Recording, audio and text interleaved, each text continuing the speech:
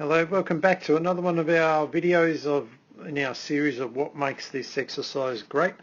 And this exercise we're looking at the single cable pull, and there's several variations of them, which is one of the reasons why it makes this exercise great. So let's have a look at the basic version first. So this simple version is really nothing complicated to this. You're just really standing in that nice split stance, and the split stance is like a lunge stance, I suppose you could say. So the best part about this is sort of mimicking the walking and running action. You can sort of see this like the hip is in extension, like as if you were frozen in running.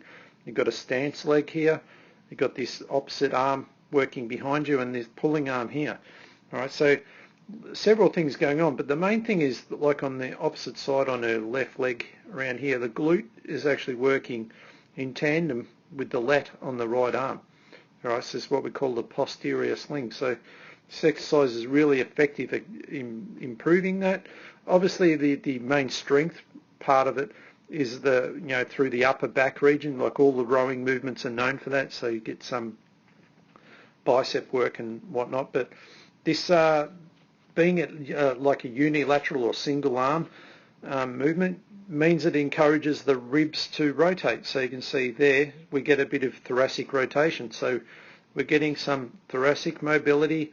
We're getting the posterior sling, so there's some sort of glute control working with the lat through the oblique to work through. We're getting good strength through the upper back region, which is great for posture. So there's just numerous things that are great about this exercise. Now, one of the reasons why I like it is that it can easily transform into like using like a weight shift variation to it. So you can see here where Mel's coming forward, but now she's actually using a bit more of the quadriceps as well, so they're in a pushing back action. So it sort of instantly transforms itself into more of a leg exercise with all of the things that we had previously now being enhanced just by adding this simple weight shift to it. All right, so that weight shift actually now brings in a little bit of an adductor stretch. We get a bit of a lateral type of a lunge. There's more hip rotation. If I just take that back, you'll see when she has to, that part there where the hip actually now had to rotate around, and then to pull it back out it has to externally rotate to finish there. So see how we're actually getting a bit of glute play on this trailing leg. So just from adding a simple weight shift to it. Now if I took it one step further, I could really manipulate things and change the angle of the pull. So now I start to change which part of the upper back muscles is going to be more heavily involved. But even better than that, I now actually can really turn almost a cable into a dumbbell, because the low position sort of makes it a bit more like a gravity feel. So now I can actually add the lunge feel to it, and the legs are really going to be dominating this movement.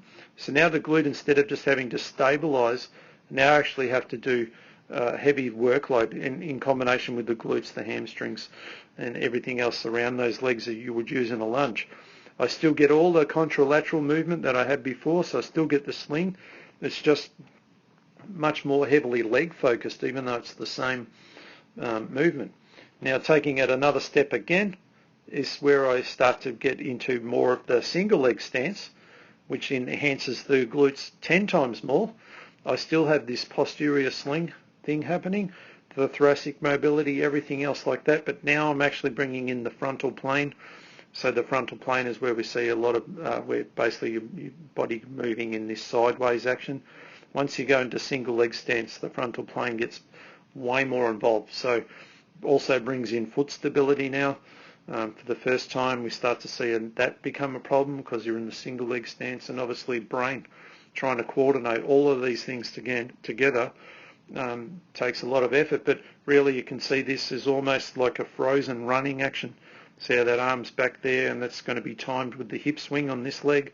So as they pull through, you'll see them both in sync with each other to end up in that running phase. See that? Hip flexion with shoulder flexion, this glute here controlling everything. If this fails or the foot fails, you lose your balance and you fall over.